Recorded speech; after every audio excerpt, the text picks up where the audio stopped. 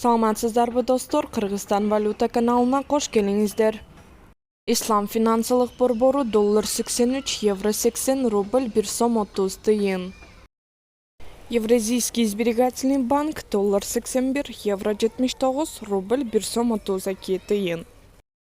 Банк Азии доллар 82, евро 80, рубль 1 сом 32 тыйын. Халык банк доллар 82, рубль 1 сом 32 тыйын, евро 80. Компаньон банкы доллар 80, евро 79, рубль 1 сом 32 тыйын.